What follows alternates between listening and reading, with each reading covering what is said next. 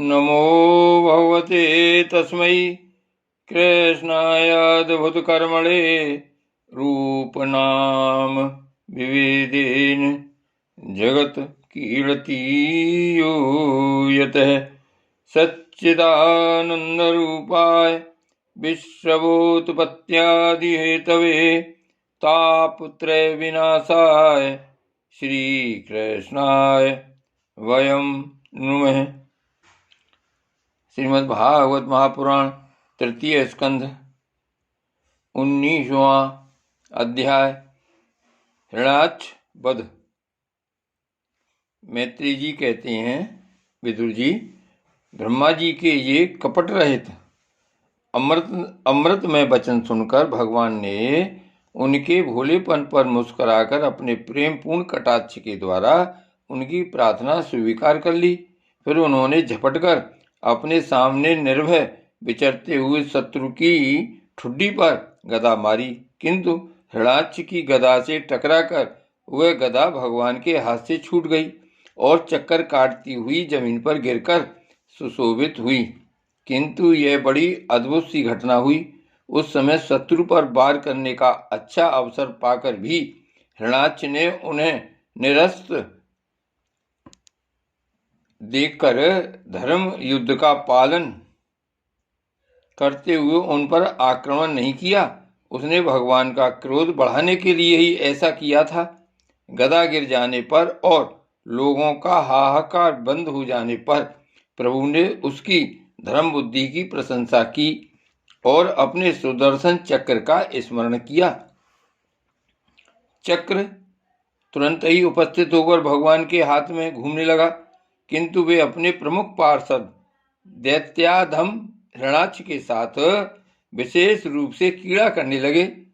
उस समय उनके प्रभाव को न जानने वाले देवताओं के ये विचित्र वचन सुनाई देने लगे। प्रभु आपकी जय हो, इसे और न खिलाइए, शीघ्र ही मार डालिए। जब हिरण्याक्ष ने देखा कि कमलदल लोचन श्रीहरि उसके सामने चक्र लिए खड़े हैं, तब उसकी सारी इंद्रियां क्रोध से तिलमिला उठीं और वह लंबी सांस लेता हुआ अपने दांतों से होठ चबाने लगा। उस समय वह तीखी डाढ़ों वाला दैत्य अपने नेत्रों से इस प्रकार उनकी ओर घूरने लगा मानो वह भगवान को भस्म कर देगा। उसने उछलकर, ले अब तू नहीं बच सकता, इस प्रकार ललकारते हुए श्री हरि पर गदा से प्रहार किया।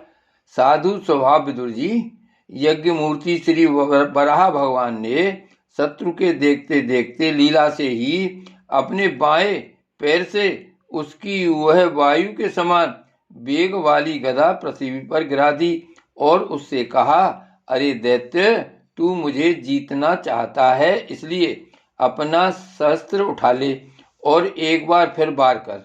भगवान के इस प्रकार कहने पर उसने फिर गदा चलाई और बड़ी भीषण गर्जना करने लगा।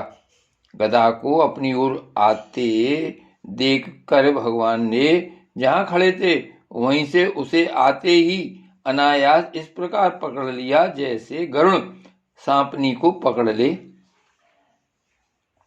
अपने उद्यम को इस प्रकार व्यर्थ हुआ देख उस महादैत्य का घमंड ठंडा पड़ गया और उसका तेज नष्ट हो गया। अब की बार भगवान के देने पर उसने उस गदा को लेना न चाहा, किंतु जिस प्रकार कोई ब्राह्मण के ऊपर निष्फल अविचार मरणादि प्रयोग करे, मूठ आदि चलाए, वैसे ही उसने श्री यज्ञ पुरुष पर प्रहार करने के लिए एक प्रज्वलित अग्नि के समान लपलपाता हुआ त्रिशूल लिया। महाबली हिरण्याक्ष का अत्यंत वेग से छोड़ा हुआ वह तेजस्वी त्रिशूल आकाश में बड़ी तेजी से चमकने लगा। तब भगवान ने उसे अपनी तीखी धार वाले चक्र से इस प्रकार काट डाला जैसे इंद्र ने गरुड़ जी के छोड़े हुए तेजस्वी पंख को काट डाला था। भगवान के चक्र से अपने त्रिशूल के बहुत से टुकड़े हुए देखकर उसे बड़ा क्रोध हुआ। उसने पास आकर उनके विशाल बच्चे स्थल पर, जिस पर श्री वस्त्र का चिन्ह सुशोभित है, कसकर घूंसा मारा और फिर बड़े जोर से गरज कर अंतर्ध्यान हो गया। विदुर जी, जैसे हाथी पर पुष्पमाला की चोट का कोई असर नहीं होता, उसी प्रकार उसके इस प्रकार घूंसा मारने से भगवान आदि वराह तनिक भी टस से मस नहीं हुए। तब वह महामायावी दैत्य मायापति श्री हरि पर अनेक प्रकार की मायाओं का प्रयोग करने लगा, जिन्हें देखकर सभी प्रजा बहुत डर गई और समझने लगी कि अब संसार का प्रलय होने वाला है। बड़ी प्रचंड आंधी चलने लगी, जिसके कारण धूल से सब ओर अंधकार छा गया। सब ओर से पत्थरों की वर्षा होने लगी, तो ऐसे जान पड़ते थे मानो किसी क्षेपण यंत्र गुलेल से फेंके जा रहे हों। बिजली की चमचमाहट और कड़क के साथ बादलों के घिर आने से आकाश में सूर्य चंद्र आदि ग्रह छिप गए तथा उनसे निरंतर पीव, केश, रुधिर, विष्ठा, मूत्र और हड्डियों की वर्षा होने लगी। विदुर जी, ऐसे ऐसे पहाड़ दिखाई देने लगे जो तरह तरह के अस्त्र शस्त्र बरसा रहे थे। हाथ में त्रिशूल लिए, बाल खोले नंगी राक्षसियां दिखने लगीं। बहुत से पैदल, घुड़सवार, रथी और हाथियों पर चढ़े हुए सैनिकों के साथ आताताई यक्ष राक्षसों का मारो मारो, काटो काटो ऐसा अत्यंत क्रूर और हिंसा में कोलाहल सुनाई देने लगा। इस प्रकार प्रकट हुए उस आसुरी माया जाल का नाश करने के लिए यज्ञ मूर्ति भगवान बराह ने अपना प्रिय सुदर्शन चक्र छोड़ा। उस समय अपने पति का कथन स्मरण हो आने से दिति का हृदय सहसा कांप उठा और उसके स्तनों से रक्त बहने लगा। अपना माया जाल नष्ट हो जाने पर वह दैत्य फिर भगवान के पास आया। उसने उन्हें क्रोध से दबाकर चूर चूर करने की इच्छा से भुजाओं में भर लिया, किंतु देखा कि वे तो बाहर ही खड़े हैं। अब वह भगवान को वज्र के समान कठोर मुक्कों से मारने लगा। तब इंद्र ने जैसे वृत्तासुर पर प्रहार किया था, उसी प्रकार भगवान ने उसकी कनपटी पर एक तमाचा मारा। विश्व विजयी भगवान ने यद्यपि बड़ी उपेक्षा से तमाचा मारा था, तो भी उसकी चोट से हिरणाक्ष का शरीर घूमने लगा। उसके नेत्र बाहर निकल आए तथा हाथ पैर और बाल छिन्न भिन्न हो गए और वह निष्प्राण होकर आंधी से उखड़े हुए विशाल वृक्ष के समान पृथ्वी पर गिर पड़ा। हिरणाक्ष का तेज अब भी मलिन नहीं हुआ था। उस कराल डांडों वाले दैत्य को दांतों से हुड़ चबाते पृथ्वी पर खड़ा देख वहां युद्ध देखने के लिए आए हुए ब्रह्मादि देवता उसकी प्रशंसा करने लगे कि अहो, ऐसी अलभ्य मृत्यु किसको मिल सकती है। अपनी मिथ्या उपाधि से छूटने के लिए जिनका योगी जन समाधि योग के द्वारा एकांत में ध्यान करते हैं, उन्हीं के चरण प्रहार से उनका मुख देखते देखते इस दैत्यराज ने अपना शरीर त्यागा। ये हिरणाक्ष और हिरण्यकश्यप भगवान के ही पार्षद हैं।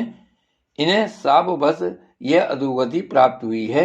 अब कुछ जन्मों में ये फिर अपने स्थान पर पहुंच जाएंगे।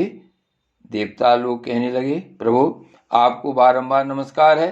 आप संपूर्ण यज्ञों का विस्तार करने वाले हैं तथा संसार की स्थिति के लिए शुद्ध सत्व में मंगल विग्रह प्रकट करते हैं। बड़े आनंद की बात है कि संसार को कष्ट देने वाला यह दुष्ट दैत्य मारा गया। अब आपके चरणों की भक्ति के प्रभाव से हमें भी सुख शांति मिल गई। मैत्री जी कहते हैं, विदुर जी, इस प्रकार महापराक्रमी हिरणाक्ष का वध करके भगवान आदि वराह अपने अखंड आनंदमय धाम को पधार गए। उस समय ब्रह्मादि देवता उनकी स्तुति कर रहे थे।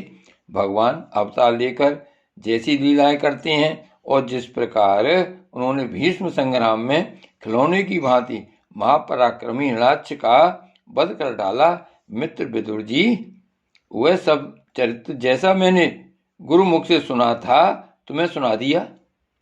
सूति जी कहते हैं, सौनक जी, मैत्री जी के मुख से भगवान की यह कथा सुनकर परम भागवत विदुर जी को बड़ा आनंद हुआ। जब अन्य पवित्र कीर्ति और परम यशस्वी महापुरुषों का चरित्र सुनने से ही बड़ा आनंद होता है, तब श्री वत्सधारी भगवान की ललित ललाम लीलाओं की तो बात ही क्या है। जिस समय ग्रह के पकड़ने पर गजराज प्रभु के चरणों का ध्यान करने लगे और उनकी हथनियां दुख से चिंघाड़ने लगीं, उस समय जिन्होंने उन्हें तत्काल दुख से छुड़ाया और जो सब ओर से निराश होकर अपनी शरण में आए हुए सरल हृदय भक्तों में से सहज में ही प्रसन्न हो जाते हैं, किंतु दुष्ट पुरुषों के लिए अत्यंत दुराराध्य हैं, उन पर जल्दी प्रसन्न नहीं होते। उन प्रभु के उपकारों को जानने वाला ऐसा कौन पुरुष है जो उनका सेवन न करेगा। सौनकादि ऋषियों, पृथ्वी का उद्धार करने के लिए बराह रूप धारण करने वाले श्री हरि की इस हृणाक्ष वध नामक परम अद्भुत लीला को जो पुरुष सुनता, गाता अथवा अनुमोदन करता है, वह ब्रह्म हत्या जैसे घोर पाप से भी सहज में ही छूट जाता है। यह चरित्र अत्यंत पुण्यप्रद, परम पवित्र, धन और यश की प्राप्ति कराने वाला, आयुर्वर्धक और कामनाओं की पूर्ति करने वाला तथा युद्ध में प्राण और इंद्रियों की शक्ति बढ़ाने वाला है। जो लोग इसे सुनते हैं उन्हें अंत में श्री भगवान का आश्रय प्राप्त होता है। श्री भागवत भगवान की जय। श्री गोवर्धन नाथ की जय। श्री वल्लभाधीश की जय। श्याम स्वरूप श्री यमुने महारानी की जय। श्री गोकुलनाथ की जय। जय जय श्री गोकुलेश, जय जय श्री गोकुलेश।